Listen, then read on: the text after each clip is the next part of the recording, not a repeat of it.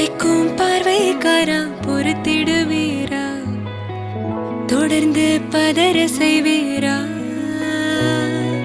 சிக்க வைக்கும் செய்கையெல்லாம் நிறுத்திடுவீரா